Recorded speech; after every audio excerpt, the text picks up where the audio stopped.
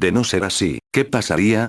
De ser así, creo que hay una oportunidad de que el hombre desarrolle mucho su nivel mental y al mismo tiempo se abra en un nivel que podríamos llamar espiritual. Si no hay suficiente nivel de masa crítica de personas que se abran en un nivel espiritual, esto es como una puerta que está abierta y se va a cerrar. En 10 o 15 años más esa puerta se cierra, y no se produjo cierto equilibrio, la humanidad va a girar por un largo ciclo en un gran poder mental, pero pobre espiritualmente. En ese sentido creo que es un momento muy importante. Ya no tiene que ver con la voluntad, tiene que ver con la disponibilidad. No creo que nadie pueda hacer algo desde su voluntad en este periodo, porque lo espiritual también va a ser distinto a otras épocas, sino estar disponible y no asustarse. Si podemos responder a algo que nos lleve hacia lo desconocido. Hasta donde alcanzo a percibir yo, la clave está en entregarse a lo desconocido, en entregarse a algo que uno creía que no iba a ser para uno.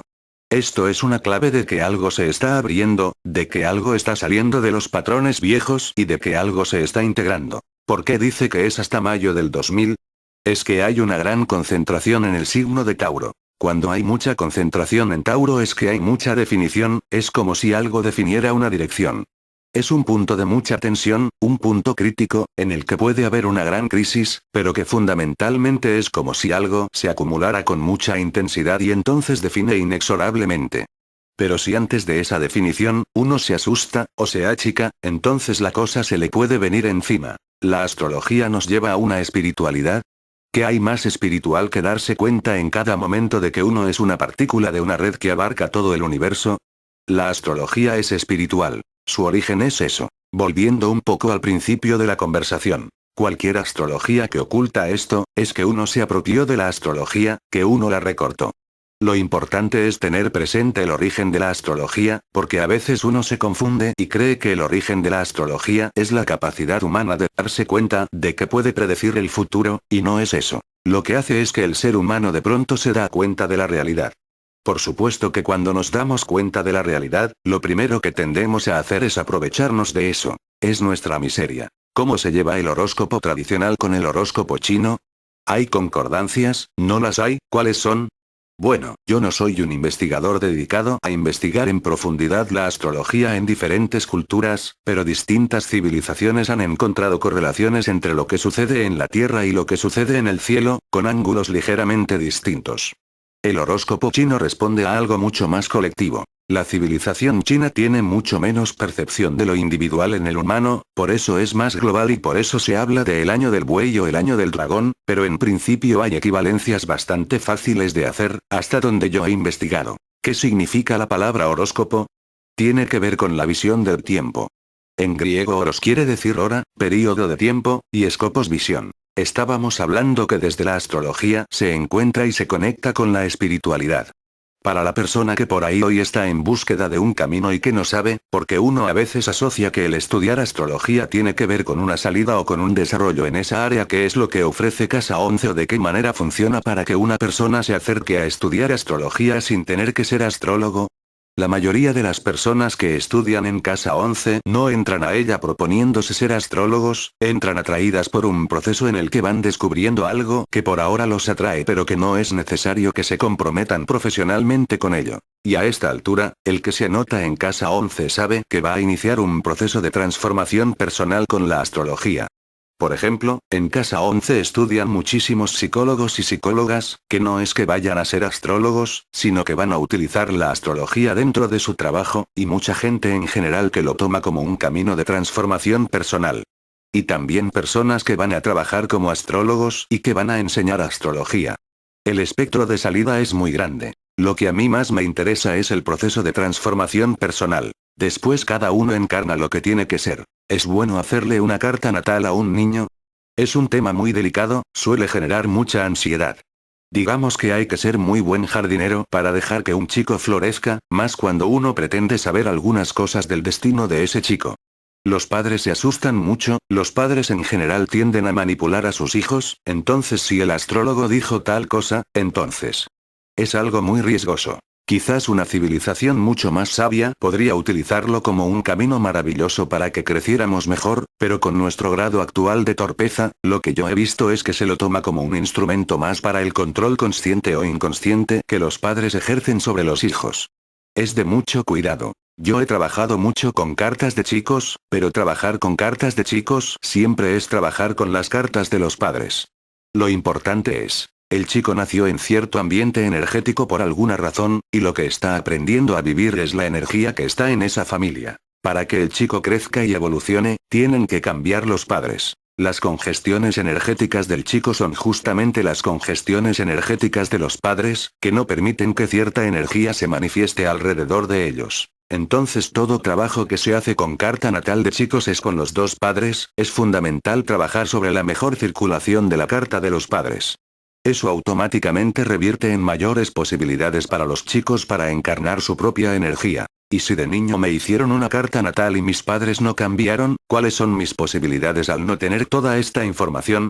A ver, digamos una situación ideal. Si los padres se van ampliando, van floreciendo, y la energía circula, los chicos tienen muchas más posibilidades. Si los padres no pudieron hacerlo, el chico tiene un trabajo más fuerte por hacer, va a tener que hacer lo que los padres no hicieron, que es lo que sucede casi siempre. Poniendo las metáforas del principio. Si papá y mamá se tropezaron en esa piedra, yo llegaré hasta esa piedra, tendré que no tropezarme, tendré que dar la vuelta y seguir adelante. Tomar el trabajo que ellos no pudieron hacer, y seguirlo. En este sentido la energía se hereda. Mejor dicho, la dificultad con la energía se hereda. El chico nace con vibraciones en general muy semejantes a las de los padres. Y si los padres se niegan a expresar ciertas energías, esta inhibición va a ser heredada en el chico. Si fuéramos más sabios y pudiéramos trabajar bien con nuestros hijos, lo que es trabajar profundamente con nosotros, les aliviaríamos el trabajo. Uno haría lo que tiene que hacer, y que el chico arranque desde donde le corresponde a él. Algún día en la humanidad habrá más conciencia de quiénes somos y qué energía venimos a expresar.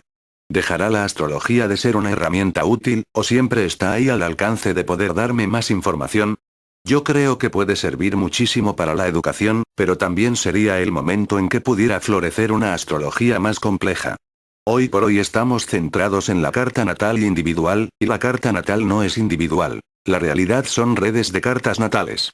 Lo más rico es hacer cartas natales de familias, de generaciones, donde uno ve cómo la energía va encarnando y va buscando salida y va tejiendo redes. Yo creo que en el momento en que demos un salto de mayor integración, va a surgir una astrología mucho más compleja, mucho más esencial, y seguirá siendo útil para procesos colectivos y para comprender mucho mejor nuestra verdadera naturaleza. Imagínate si toda la humanidad tuviera claro que hay procesos cíclicos y ciertos momentos de cambio que son necesarios, si esto fuera un patrimonio colectivo y los gobernantes estuvieran en contacto con los movimientos cíclicos de la energía, sería muy útil. Pero antes que eso, lamentablemente, algún gobernante se va a querer aprovechar de la carta natal para que su país crezca más que otro, y esas pavadas. ¿Se hace eso? Y, eso se hace. Siempre sale mal, por suerte. Yo creo que esto es importante. Que el que sabe astrología o se acerca a la astrología se dé cuenta de cómo la avidez del ser humano hace que le pida a la astrología algo que no se lo va a dar. Es como una ilusión, es la ilusión del control. La astrología es mucho más rica, no tiene que ver con el control, pero por eso la astrología termina fallando para el que intenta controlarlo todo. Si no fuera así, la astrología hubiera sido aceptada por todos. ¿Por qué la astrología falla? Porque no está ligada al control, está ligada a otra cosa mucho más profunda, que es comprender la naturaleza de ciertas corrientes energéticas y aprender a acompañarlas, aprender a navegar con ellas, hacer mejor los movimientos con la energía. No pensar que va a pasar esto, entonces voy a hacer lo otro para que no me pase, y con esto le gano a otro. Eso es una mala comprensión de la astrología, y ahí falla la astrología, y es bueno que falle. Esto es lo que tendría que comprender un astrólogo. Primer punto. La astrología tradicional, que dice que puede predecirlo todo, eso no es cierto, ningún astrólogo predice todo. Si hubiera uno que puede predecir todo, a esta altura toda la civilización hubiera aceptado la astrología, sería incontrastable. ¿Por qué ningún astrólogo puede predecir todo? ¿Porque es mal astrólogo? No, es porque este no es el juego es más complejo. Entonces hay algo que no vemos, y que uno dice si uno fuera mejor astrólogo, podría predecir todo. No es así, el juego es mucho más rico, mucho más complejo, no está predeterminado en el sentido de que cree el astrólogo que lo puede predecir todo. Lo que puede predecir el astrólogo es cuáles son las condiciones energéticas que se van a dar, lo que no puede saber es cómo vas a reaccionar, y esto es fundamental. Yo creo que es importante que el astrólogo acepte que lo mejor que puede pasar, es que suceda algo que no haya podido predecir. Porque eso quiere decir que los seres humanos están más abiertos, más libres, y dan respuestas más creativas. Si sucede lo que el astrólogo predijo, es que la persona se comportó estáticamente. ¿Hay la relación entre la astrología y el karma? Yo creo que aquí habría que meterse mucho con la palabra karma. Acá también hay un paradigma que hay que profundizar, si esto que llamamos karma es algo individual o algo mucho más rico y complejo. Tomando algunas cosas que hablamos, el karma esencial es el karma de la humanidad. Decir este o aquel karma es fragmentar. Uno podría decir que cada uno tiene que aprender a encarnar la energía con la cual ha nacido, y cada uno va a quedar atrapado en los conflictos de la mala comprensión de esa energía. ¿Esta mala comprensión es individual o es humana? ¿Somos los humanos los que no sabemos qué hacer con la violencia, el deseo, con el poder? Uno podría decir que hay una historia, que hay cierto tema que es más importante en una persona que en otra, pero yo prefiero pensar en términos colectivos, de que lo que tenemos que aprender es a salir de la cadena de causas y efectos de la humanidad. No me gustan las cosas que hacen que se acentúe la sensación de estar separado de los demás. Así como antes comentaba que la astrología no era predictiva, ¿qué sucede con el pasado? A veces se escucha que en la carta natal se pueden ver vidas pasadas. ¿Es correcto, o también caemos en la predicción? Yo creo que es un problema de enfoque. Esto depende de la formación y de las creencias de la persona que hace astrología, el condicionamiento de cada uno es lo que uno ve. Unos hablan de vidas pasadas, otros pueden decir que lo que ven son arquetipos, estructuras arquetípicas que son estructuras colectivas que dibujan imágenes, escenas. Yo diría, ¿es la vida pasada de ese ser, o es el pasado de la humanidad lo que está condicionando a esa persona? Creo que son maneras que tienen su función y su utilidad, y te vuelvo a decir, a mí no me gustan, yo prefiero no ahondar la sensación de exclusividad, de lo que me pasa es por mí. Ya estamos en la psicología, de lo que me pasa es por mi mamá y por mi papá, si hubieran sido otra mamá y otro papá sería otra cosa, esto ya es una historia, digamos. Y después le agrego la historia de que en otra vida yo hice esto y no hice aquello otro, y por eso me pasa lo que me pasa, etcétera. Esto refuerza la sensación de ego, me fija en milenios de ego. Y eso para mí no resuelve las cosas. Creo que un camino mucho más sintético es decir no importa quién lo hizo o quién no lo hizo. Lo hicimos. Los humanos matamos, odiamos, robamos, hemos sido crueles, llenos de miedo, posesivos. No importa si fui yo o fuiste vos. Fuimos eso y aún somos eso y todos tenemos que hacernos cargo de eso. ¿Qué cosas puede tomar la gente de la energía que se está moviendo ahora en nuestro planeta? Bueno, desde un punto de vista, esto del fin de milenio es una ilusión, sea el año 2000 o el 2001, ¿qué significa que un chino, un japonés, un judío brinden por el fin del milenio? Porque no es así para ellos. Es algo ilusorio. Sin embargo, creo que es una ilusión útil, en el sentido que me parece que está transparentando una posibilidad en la humanidad de que haga un ritual de invocación, de abrirse a lo nuevo, de terminar con el pasado y abrirse a algo que es nuevo, que es desconocido, y entrar en otra etapa. En este sentido creo que es un ritual significativo. Si uno puede tomarlo más allá de la forma, más allá del merchandising, creo que realmente es una oportunidad para hacer una celebración, un ritual de despedida de lo viejo y de estar disponible para lo desconocido y que entre lo desconocido a la humanidad, y perder el miedo a lo desconocido y a lo que nos abre. En ese sentido creo que vale la pena. Buenos Aires, República Argentina 23 de diciembre de 1999. Lili Sullos. Artróloga, escritora, periodista, fanática de los gatos, de la cocina, de la computación. ¿Qué es la astrología? Es una ciencia empírica que se basa en el siguiente principio. Si un planeta pasa por un punto 100 veces, y si de esas 100 veces, 95 emite el mismo efecto, tenemos la constante de que tal planeta en tal punto tiene tal efecto. Esto es la astrología. La astrología se llama estadística planetaria. Estadística de los efectos planetarios sobre los seres vivientes y los sucesos, no solamente sobre el ser humano. Cada planeta emite una determinada frecuencia y actúa a través de nuestras células y de nuestro cuerpo y psiquis. El astrólogo es un humilde indicador de caminos. No se puede pronosticar. Se puede prever, guiar y advertir. Si la persona no hace caso a la advertencia, se convierte en pronóstico, porque eso seguramente ocurre. Lili Sullos. Si me dicen que en determinado lugar hay una trampa para tigres, yo puedo evitarla, porque me dijeron que está ahí. Pero si no la evito caigo adentro, y entonces si alguien me dijo vas a caer en la trampa para tigres, la gente va a creer que ese es un gran adivino. ¿Qué ofrece la astrología? Prácticamente todo, una orientación completa. Primero da una inmejorable guía para las actividades. Cuando un niño nace y se le hace la carta natal, podemos ver los puntos vulnerables de su salud, para qué nació, qué vocación tiene. También en la parte sentimental qué es lo que le corresponde en la vida, de qué tiene que cuidarse. Pero donde es magistral es en la salud, en el astrodiagnóstico, que es mi especialidad.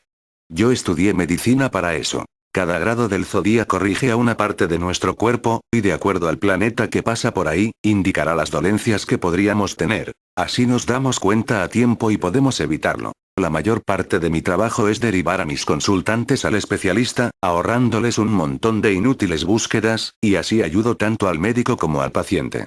Un ejemplo. ¿Viste que tantas personas sufren depresiones y se llenan de pastillas? La mayoría de las veces las causas son endocrinas y eso se ve perfectamente en un mapa natal. Una vez pudimos ver el estado cósmico de Tauro y Escorpio, pudimos ver los regentes, y pudimos ver cómo una insuficiencia ovárica, un hipotiroidismo, etc., alteran totalmente la personalidad. Todo eso lo vemos claramente en un mapa natal. O sea, que si hay algo útil para la humanidad, es la astrología, pero hay que saber usarla. Aquí en nuestro mundo, la mayoría de la gente que se autotitula como astrólogo solo conoce el nombre de los signos y de los planetas. Es trágico. ¿Por qué cree que pasa eso? ¿Por una mala formación?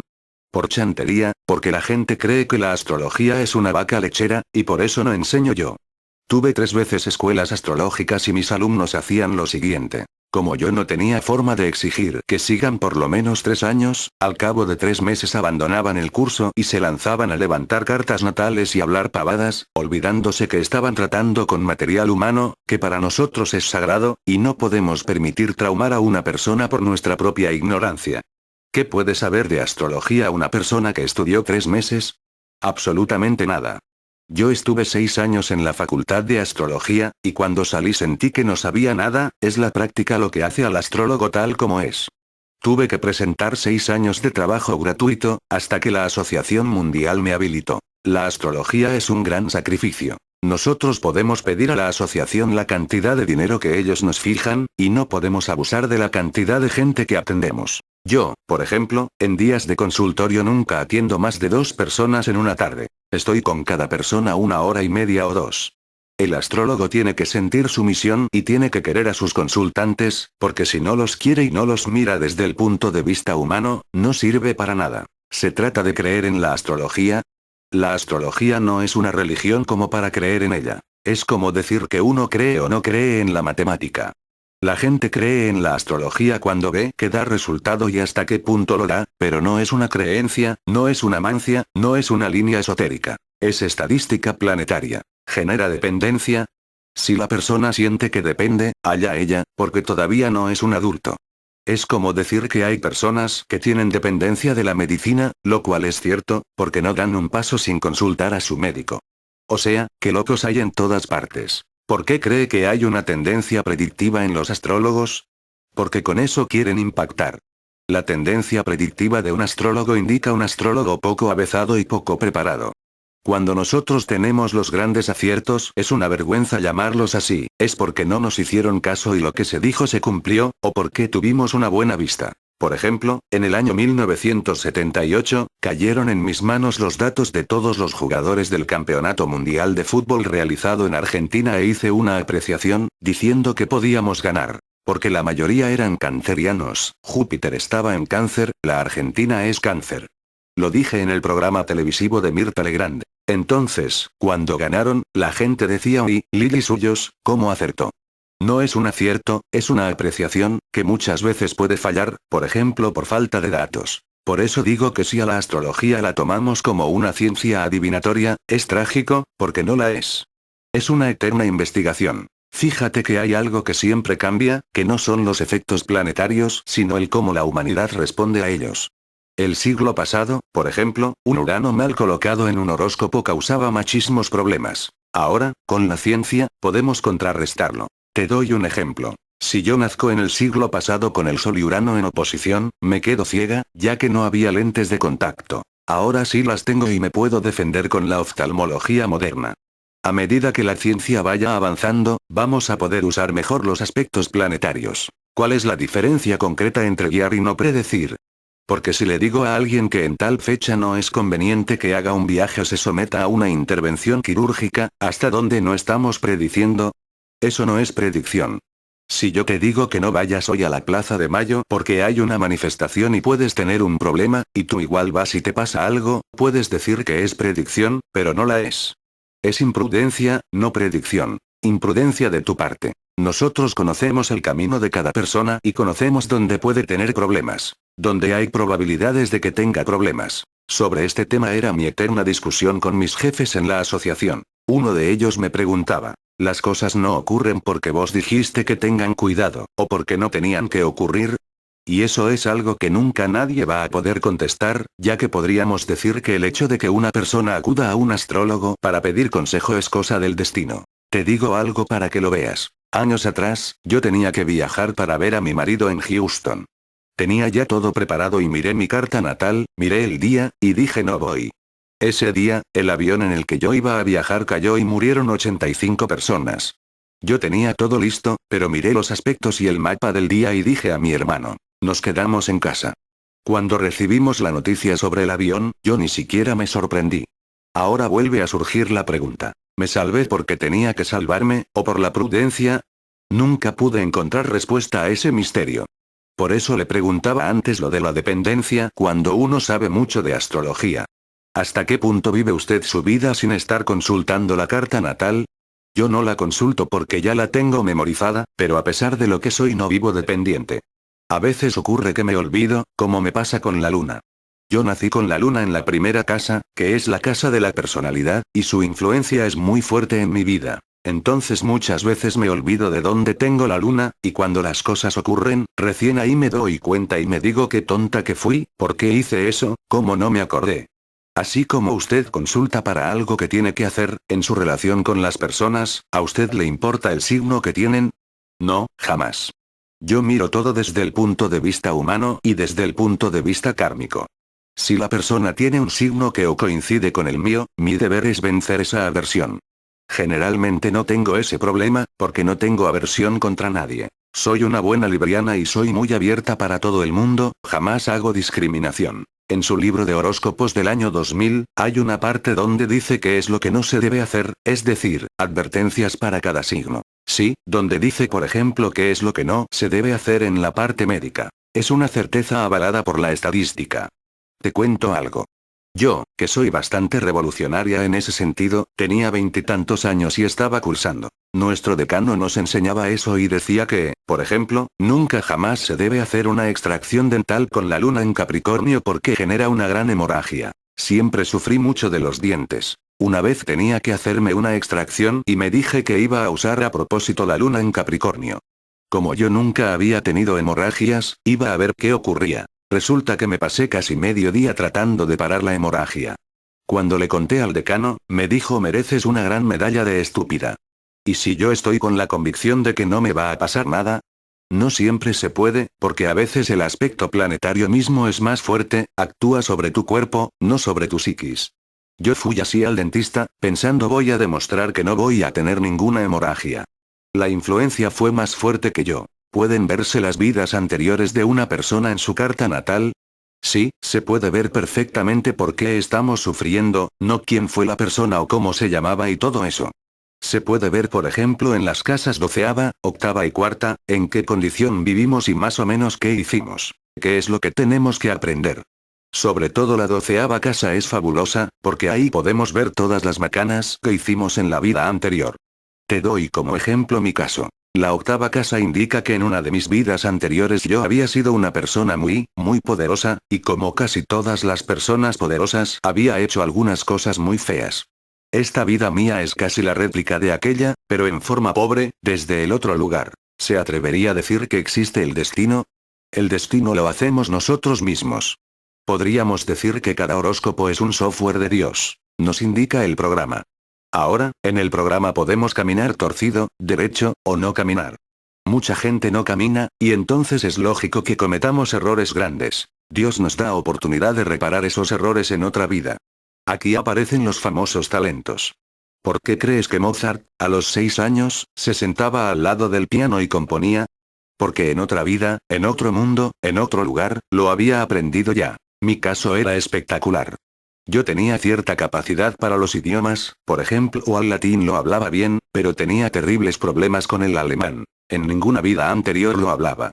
Con el inglés tengo una especie de rechazo violento, pero a veces pienso en inglés, por mi vida anterior. A los 10 años me acordaba de esa vida inglesa y quería ir a Londres, porque yo pertenecía a esa ciudad. Ahora soy húngara y en esa época eran enemigos de los ingleses. Hablaba inglés, y cuando empezaron a despertar mis recuerdos comencé a rechazar el inglés.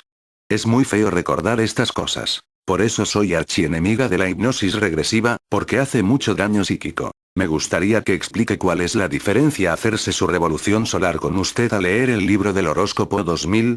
El libro, por más bien que esté escrito, nunca va a igualar a un horóscopo personal. Aunque en él pongo lo más que puedo, una carta natal es totalmente diferente. Fíjate que cada 4 minutos hay un ascendente de diferente grado con la rotación de la Tierra, que rota cada 4 minutos un grado de arco, y el ascendente es la tangente del horizonte que va rotando junto con la Tierra. La revolución solar es otra cosa.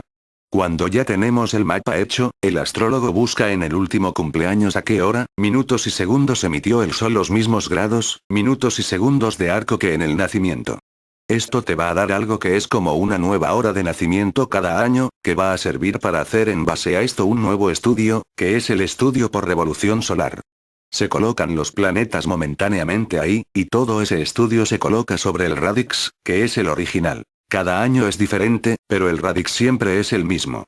Entonces se puede ver por ejemplo, séptima casa sobre la séptima casa original. Seguramente es casamiento, o que conoces a tu pareja. O primera casa sobre la décima, es excelente en tu trabajo para cosas que vos inicias.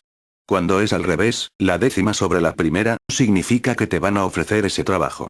Todo esto es muy complejo, se diversifica muchísimo. ¿Qué es lo que más se observa en una carta natal? ¿El ascendente, la luna, etc.? Depende. Si hay una persona que nace en un signo débil y el ascendente está en un signo fuerte, hasta cierto punto predominará el ascendente pero más en lo físico, porque el ascendente indica el cuerpo físico y es el material genético, siempre lo heredamos de alguien. A veces el signo de mamá o de papá se convierte en ascendente nuestro. Es más importante el signo del ascendente en la salud. Hay que ver también cómo están las casas sexta, octava y doceava, que son las casas oscuras, donde podemos ver las enfermedades de la persona. Es muy complejo. También está la luna progresada, que va cada mes un grado. El sol progresado, que va cada año un grado. Los planetas progresados, el ascendente progresado, es un lío bárbaro, pero para mí es muy divertido. Además del estudio de la carta natal, la revolución solar, la sinastría, ¿existen otros estudios? Hay veces que tenemos que ver una enfermedad más profundamente, y lo hacemos mediante la revolución solar donde vemos qué pasa con el estado cósmico del año. Lo mismo podemos hacer con la vocación, el cambio de trabajo, etc. Cada aspecto humano tiene un estudio específico. ¿Cuál es su opinión con respecto a las distintas tendencias de la astrología, como la tradicional, la esotérica, y otras? Yo nunca entendí lo que es la astrología esotérica, porque astrología hay una sola, la estadística de los efectos planetarios. No hay otra cosa. Todo lo que dicen los demás de que hay otra cosa no es así, porque no funciona. La astrología es tal mientras funcione, cuando las cosas se dan como están en el mapa natal. Hay tantos chantas y tantas estupideces. Recuerdo que, años atrás, una astrónoma inglesa, para obtener trascendencia, inventó el 13º signo en base a una constelación. Hay 84 constelaciones. Los signos y las constelaciones no tienen nada que ver. Los signos son un tipo de medición, la división de 12 segmentos de 30 grados, que en la antigüedad fue inventado para observar el cielo. Y que en determinado momento y lugar le daban con su imaginación el nombre de las constelaciones que justo estaban ahí, pero no tiene nada que ver. Si no tendríamos 84 signos, ¡ay, Dios mío! ¿Se puede ver el nivel de evolución de una persona en la carta natal? No, eso no. Te voy a dar un ejemplo. Imagina que hay 2 violines Stradivarius. Si a uno lo toco yo, tú sales corriendo, pero si al otro lo toca un gran violinista, te quedas a escucharlo. Y son los mismos violines. El mismo aspecto planetario, el mismo horóscopo, puede ser utilizado por una persona de baja evolución, de mediana evolución y de alta evolución. Tengo un ejemplo tomado de los 30.000 casos que he atendido en mi vida. Un par de gemelos, geminianos ellos, uno es abogado y el otro es ladrón. Fíjate que los mismos aspectos de Mercurio los usan diferente, uno en una octava inferior y otro en una superior. Recuerda que los griegos con sus dioses, que no son otra cosa que expresiones planetarias. Hermes, Mercurio, era tanto el dios de los ladrones como de los comerciantes como de la literatura. ¿Por qué ocurre entonces que se habla sobre el nivel evolutivo de una persona viendo su carta natal? Eso no se puede decir en ninguna carta natal. Se puede ver si tiene aspectos planetarios para que un maestro pueda usarlo. Hay ciertos aspectos con las estrellas fijas que lo indican, por la simple razón de que la persona común no lo sobrevive. Si lo sobrevivió, es porque es una persona de alta evolución. Tenemos así la estrella Vega, a los 14 grados de Capricornio, tenemos a Antares, que generó grandes generales, pero generalmente las estrellas fijas son muy traicioneras, porque te elevan mucho y después te dejan caer.